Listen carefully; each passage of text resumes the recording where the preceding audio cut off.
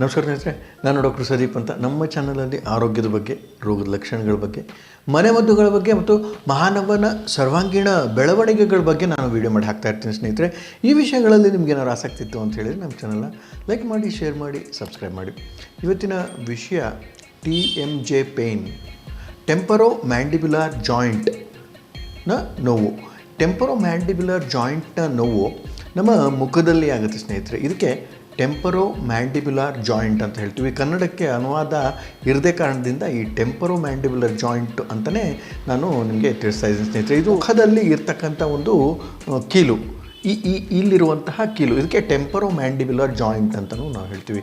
ಈ ಟೆಂಪರೋ ಮ್ಯಾಂಡಿಬ್ಯುಲರ್ ಜಾಯಿಂಟಲ್ಲಿ ನೋವುಗಳು ಬಹಳಷ್ಟು ಕಂಡುಬರುತ್ತೆ. ಹೀಗಾಗಿ ಮುಖದ ಪೂರ್ತಿಯಾದ ಒಂದು ಭಾಗದಲ್ಲಿ ನೋವುಗಳು ಕಂಡುಬರ್ತಕ್ಕಂಥ ಸಾಧ್ಯತೆಗಳು ಜಾಸ್ತಿ ಇರುತ್ತೆ ಸ್ನೇಹಿತರೆ. ಸೊ ಇದಕ್ಕೆ ಟೆಂಪರೋ ಮ್ಯಾಂಡಿಬ್ಯುಲರ್ ಜಾಯಿಂಟ್ ಪೇಯ್ನ್ ಅಂತಲೂ ಅಂತಾರೆ, ಟೆಂಪರೋ ಮ್ಯಾಂಡಿಬ್ಯುಲರ್ ಡಿಸಾರ್ಡರ್ ಅಂತಲೂ ಅಂತಾರೆ ಸ್ನೇಹಿತರೆ. ಟೆಂಪರೋ ಮ್ಯಾಂಡಿಬ್ಯುಲರ್ ಜಾಯಿಂಟ್ ಡಿಸಾರ್ಡರ್ಗೆ ಕಾರಣಗಳೇನೇನು, ಲಕ್ಷಣಗಳೇನೇನು ಮತ್ತು ನಾವು ಹೋಮಿಯೋಪತಿಯಲ್ಲಿ ಯಾವ ತರಹದ ಚಿಕಿತ್ಸೆ ಈ ಟೆಂಪರೋ ಮ್ಯಾಂಡಿಬ್ಯುಲರ್ ಡಿಸಾರ್ಡರ್ಗೆ ಕೊಡ್ತೀವಿ ಅಂತ ಈ ಒಂದು ವಿಡಿಯೋದಲ್ಲಿ ತಿಳ್ಕೊಳ್ಳೋಣ ಸ್ನೇಹಿತರೆ.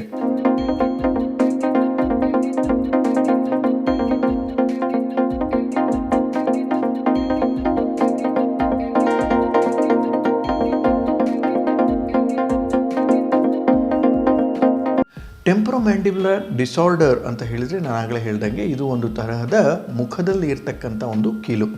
ನಮ್ಮ ಪಚನದ ಕ್ರಿಯೆಯಲ್ಲಿ ಮತ್ತು ನಮ್ಮ ದಿನನಿತ್ಯದ ಒಂದು ಕ್ರಿಯೆಯಲ್ಲಿ ಬಹಳಷ್ಟು ಉಪಕಾರಿಯಾಗ್ತಕ್ಕಂಥ ಈ ಒಂದು ಕೀಲು ಏನಾದ್ರು ರೋಗಗ್ರಸ್ತವಾಯಿತು ಅಂತ ಹೇಳಿದರೆ ನಮಗೆ ಆಹಾರವನ್ನು ತೆಗೆದುಕೊಳ್ಳಲು, ನೀರನ್ನು ಕುಡಿಯಲು ಮತ್ತು ನಮ್ಮ ದಿನನಿತ್ಯದ ಚಟುವಟಿಕೆಗಳನ್ನ ಮಾಡಲಿಕ್ಕೆ ಆಗದೇ ಇರತಕ್ಕಂಥ ಪರಿಸ್ಥಿತಿ ಬರುತ್ತೆ ಸ್ನೇಹಿತರೆ. ಸೊ ಹೀಗಾಗಿ ಈ ಟೆಂಪರೋ ಮ್ಯಾಂಡಿಬ್ಯುಲರ್ ಡಿಸಾರ್ಡರ್ಗೆ ಮುಖ್ಯವಾದ ಕಾರಣಗಳು ಏನು ಅಂತ ಮೊದಲು ತಿಳ್ಕೊಳ್ಳೋಣ ಸ್ನೇಹಿತರೆ.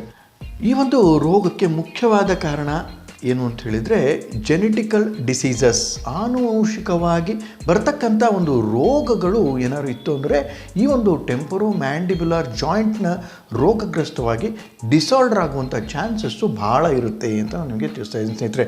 ಇದು ಒಂದು ಕಾರಣ ಆಯಿತು ಅಂತ ಹೇಳಿದರೆ, ಇನ್ನೂ ಒಂದು ಬಹಳ ಮುಖ್ಯವಾದ ಕಾರಣ ಈ ಟೆಂಪರೋ ಮ್ಯಾಂಡಿಬ್ಯುಲರ್ ಜಾಯಿಂಟ್ನ ಡಿಸಾರ್ಡರ್ ಅಂತ ಹೇಳಿದರೆ ಅದಕ್ಕೆ ಅರ್ಥ್ರೈಟಿಸ್. ಈಗ ನೀವು ಕೀಲುಗಳ ಒಂದು ರೋಗದ ಹೆಸರನ್ನು ನೀವು ಕೇಳಿರ್ಬೋದು ಸ್ನೇಹಿತರೆ, ಅರ್ಥ್ರೈಟಿಸ್.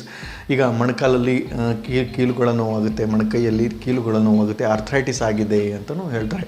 ಸೊ ಹೀಗೆ ಅರ್ಥ್ರೈಟಿಸ್ ಅಂತ ಹೇಳಿದರೆ ಈ ಮೂಳೆಯ ಸವಕಳಿಕೆಗೆ ಅರ್ಥ್ರೈಟಿಸ್ ಅಂತಲೂ ನಾವು ಹೇಳ್ತೀವಿ. ಮೂಳೆಯ ಒಂದು ಉರಿಯೂತಕ್ಕೆ, ಇನ್ಫೆಕ್ಷನ್ಗೆ ಅರ್ಥ್ರೈಟಿಸ್ ಅಂತಲೂ ನಾವು ಹೇಳ್ತೀವಿ. ಈ ಟೆಂಪರೋ ಮ್ಯಾಂಡಿಬ್ಯುಲರ್ ಜಾಯಿಂಟ್ನ ಮೂಳೆ ಏನಾದ್ರು ಉರಿಯೂತಕ್ಕೆ ಸಿಲುಕೊಂಡಿದ್ರೆ, ಅದು ಇನ್ಫ್ಲಮೇಷನ್ ಆಗೇನಾದ್ರು ಆಗಿತ್ತು ಅಂತ ಹೇಳಿದರೆ ಈ ಒಂದು ಸಾಧ್ಯತೆಗಳು ಜಾಸ್ತಿ ಇರುತ್ತೆ. ಈ ಒಂದು ರೋಗದ ಸಾಧ್ಯತೆಗಳು ಅಂತ ಹೇಳಿದರೆ ಟೆಂಪರೋ ಮ್ಯಾಂಡಿಬ್ಯುಲರ್ ಡಿಸಾರ್ಡರ್ ಆಗುವಂಥ ಸಾಧ್ಯತೆಗಳು ಜಾಸ್ತಿ ಇರುತ್ತೆ. ಎರಡನೇ ಕಾರಣ ಆಯಿತು ಅಂತ ಹೇಳಿದರೆ, ಮೂರನೇ ಕಾರಣ ಟೆಂಪರೋ ಮ್ಯಾಂಡಿಬ್ಯುಲರ್ ಜಾಯಿಂಟಲ್ಲಿ ಏನಾದ್ರು ಪೆಟ್ಟು ಬಿದ್ದು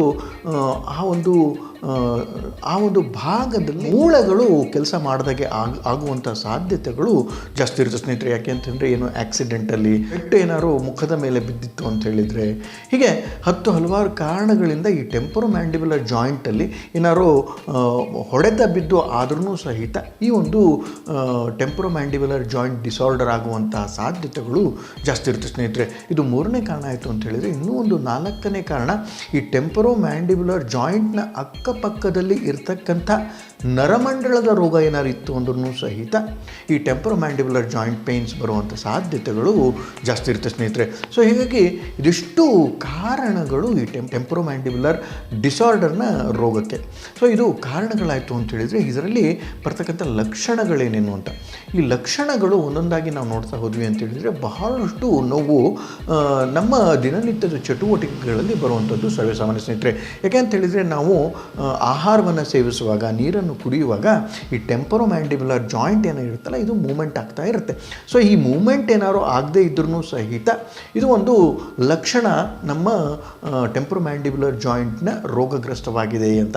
ಆಮೇಲೆ ನಮಗೆ ಮಾತಾಡಲಿಕ್ಕೂ ಸಹಿತ ಬಹಳಷ್ಟು ತೊಂದರೆಗಳು ಉಂಟಾಗುತ್ತೆ ಸ್ನೇಹಿತರೆ. ಯಾಕೆ ಅಂತ ಹೇಳಿದರೆ, ನಾವು ಮಾತಾಡುವಾಗ ಸಹಿತ ಈ ಟೆಂಪರೋ ಮ್ಯಾಂಡಿಬ್ಯುಲರ್ ಜಾಯಿಂಟು ಬಹಳಷ್ಟು ಉಪಯೋಗಕಾರಿಯಾಗುತ್ತೆ ಅಂತ ಹೇಳಿದರೆ, ನಮ್ಮ ನಮ್ಮ ಮ್ಯಾಂಡಿಬಲ್ ಅಂತ ಹೇಳಿದರೆ ಈ ಕೆಳಗಿನ ಭಾಗಕ್ಕೆ ನಾವು ಮ್ಯಾಂಡಿಬಲ್ ಅಂತ ಹೇಳ್ತೀವಿ. ಈ ಮ್ಯಾಂಡಿಬಲ್ ಅನ್ನುವ ಒಂದು ಮೂಳೆಯ ಒಂದು ಚಲನವಲನೆ ಸಹಿತ ಈ ಟೆಂಪೊರೊಮ್ಯಾಂಡಿಬುಲರ್ ಜಾಯಿಂಟ್ನ ಒಂದು ಆಗ್ತಾ ಇರ್ತದೆ ಸ್ನೇಹಿತರೆ. ಸೊ ಹೀಗಾಗಿ ಈ ಟೆಂಪೊರೊಮ್ಯಾಂಡಿಬುಲರ್ ಜಾಯಿಂಟ್ ಏನಾದ್ರು ರೋಗಗ್ರಸ್ತವಾಯಿತು ಅಂತ ಹೇಳಿದರೆ ನಾವು ಮಾತಾಡಲಿಕ್ಕೆ ಕಷ್ಟವಾಗುತ್ತೆ, ದಿನನಿತ್ಯದ ಆಹಾರವನ್ನು ಸೇವಿಸಲಿಕ್ಕೆ ಕಷ್ಟವಾಗುತ್ತೆ, ಬಾಯಿಯನ್ನು ತೆಗೆಯಲು ಕಷ್ಟವಾಗುತ್ತೆ, ಮತ್ತು ಸ್ಟಿಫ್ನೆಸ್ ಆಗುವಂಥ ಸಾಧ್ಯತೆಗಳು ಜಾಸ್ತಿ ಇರುತ್ತೆ. ಅಂತ ಹೇಳಿದರೆ ನಾವು ಬಹಳಷ್ಟು ಪ್ರಯತ್ನ ಪಟ್ಟರೂ ಸಹಿತ ಬಾಯಿ ತೆಗಿಲಿಕ್ಕೆ ಆಗ್ತಾ ಇರಲ್ಲ. ಸ್ಟಿಫ್ನೆಸ್ ಅಂತಲೂ ಹೇಳ್ತೀವಿ. ಟೆಂಪೊರೊಮ್ಯಾಂಡಿಬುಲರ್ ಜಾಯಿಂಟ್ ಸ್ಟಿಫ್ನೆಸ್ ಅಂತ ಹೇಳ್ತೀವಿ. ನೋವಿರುತ್ತೆ, ಟೆಂಪೊರೊಮ್ಯಾಂಡಿಬುಲರ್ ಜಾಯಿಂಟ್ ಪೇಯ್ನ್ ಇರುತ್ತೆ. ಮತ್ತು ಇನ್ನೊಂದು ಬಹಳ ಮುಖ್ಯವಾದ ಲಕ್ಷಣ ಅಂತ ಹೇಳಿದರೆ ಟೆಂಪೊರೊಮ್ಯಾಂಡಿಬುಲರ್ ಜಾಯಿಂಟ್ನ ನರಗಳು ಬಹಳಷ್ಟು ರೋಗಕ್ಕೆ ಸಿಲುಕೊಂಡಿರುತ್ತೆ. ಹೀಗಾಗಿ ಈ ಒಂದು ಭಾಗದಲ್ಲಿ ಬಹಳಷ್ಟು ನೋವುಗಳು ಕಂಡುಬರ್ತಕ್ಕಂಥ ಸಾಧ್ಯತೆಗಳು ಜಾಸ್ತಿ ಇರುತ್ತೆ ಸ್ನೇಹಿತರೆ. ಬಲಗಡೆಗೆ ಅಥವಾ ಎಡಗಡೆಗೆ ಈ ಟೆಂಪೊರೊಮ್ಯಾಂಡಿಬುಲರ್ ಜಾಯಿಂಟಿನ ಒಂದು ಭಾಗದಲ್ಲಿ ನರಮಂಡಲಗಳು ರೋಗಗ್ರಸ್ತವಾಗಿ ಅಲ್ಲಿ ನೋವುಗಳು ಬಹಳಷ್ಟು ಕಂಡುಬರ್ತಕ್ಕಂಥ ಸಾಧ್ಯತೆಗಳು ಜಾಸ್ತಿ ಇರುತ್ತೆ. ಇದರ ಒಟ್ಟಿಗೆ ಜುಮ್ ಅನ್ನುವ ಒಂದು ಸಂವೇದನೆಯೂ ಸಹಿತ ಬರ್ತಕ್ಕಂಥ ಸಾಧ್ಯತೆಗಳು ಜಾಸ್ತಿ ಇರುತ್ತೆ ಅಂತ ನನಗೆ ತಿಳಿಸ್ತಾ ಇದ್ದೀನಿ ಸ್ನೇಹಿತರೆ. ಇದಿಷ್ಟು ಲಕ್ಷಣಗಳು ಈ ಟೆಂಪೊರೊಮ್ಯಾಂಡಿಬುಲರ್ ಜಾಯಿಂಟ್ ಡಿಸಾರ್ಡರ್ನಲ್ಲಿ. ಈಗ ಟೆಂಪೊರೊಮ್ಯಾಂಡಿಬುಲರ್ ಜಾಯಿಂಟ್ ಡಿಸಾರ್ಡರ್ ಆಗಿದೆ, ಇದಕ್ಕೆ ನಮ್ಮ ಹೋಮಿಯೋಪತಿಯಲ್ಲಿ ಯಾವ ತರಹದ ಚಿಕಿತ್ಸೆ ನಾವು ಮಾಡ್ತೀವಿ ಅಂತ ರೋಗದ ಕಾರಣಗಳನ್ನು ಹುಡುಕಿ ಅದೇನಾದ್ರು ಪೆಟ್ಟು ಬಿದ್ದಿದ್ದರಿಂದ ಆಯಿತು ಅಂತ ಹೇಳಿದರೆ, ಸರ್ಜರಿಗಳು ಬೇಕಾಯಿತು ಅಂತ ಹೇಳಿದರೆ ಸರ್ಜರಿಗಳನ್ನ ಮಾಡಬೇಕಾಗುತ್ತೆ ಸ್ನೇಹಿತರೆ.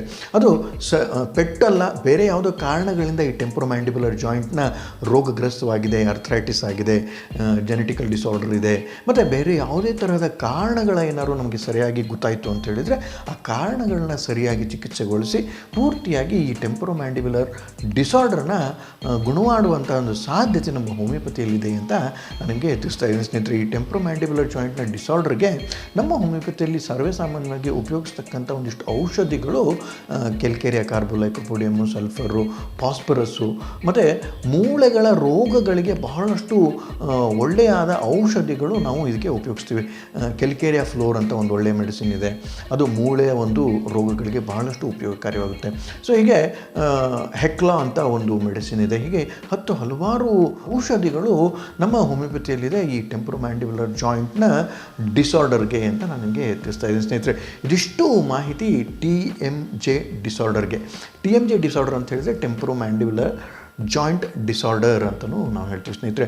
ಇದಿಷ್ಟು ಮಾಹಿತಿ ಈ ಒಂದು ರೋಗದ ಬಗ್ಗೆ. ಈ ಒಂದು ವಿಡಿಯೋ ನಿಮ್ಗೆ ಏನಾದ್ರು ಲೈಕ್ ಆಯಿತು ಅಂತ ಹೇಳಿದರೆ ಇದನ್ನು ನಿಮ್ಮ ಸ್ನೇಹಿತರಿಗೆ, ಬಂಧು ಬಾಂಧವರಿಗೆ, ಪ್ರೀತಿ ಪಾತ್ರರಿಗೆ ಎಲ್ಲರಿಗೂ ಕಳಿಸಿ TMJ ರೋಗದ ಒಂದು ಪೂರ್ತಿಯಾದ ಮಾಹಿತಿ ಎಲ್ಲರಿಗೂ ಇರಲಿ ಅಂತ ಈ ಒಂದು ವಿಡಿಯೋ ಮಾಡಿದ್ದೀನಿ ಸ್ನೇಹಿತರೆ. ಈ ಒಂದು ವಿಡಿಯೋ ನಿಮ್ಗೆ ಏನಾದ್ರು ಲೈಕ್ ಆಯಿತು ಅಂತ ಹೇಳಿದರೆ ನಮ್ಮ ಚಾನಲ್ನ ಲೈಕ್ ಮಾಡಿ, ಶೇರ್ ಮಾಡಿ, ಸಬ್ಸ್ಕ್ರೈಬ್ ಮಾಡಿ ಅಂತ ಹೇಳ್ತಾ ಈ ಎರಡು ಮಾತುಗಳನ್ನ ಮುಗಿಸ್ತೀನಿ ಸ್ನೇಹಿತರೆ. ನಮಸ್ಕಾರ, ಧನ್ಯವಾದಗಳು.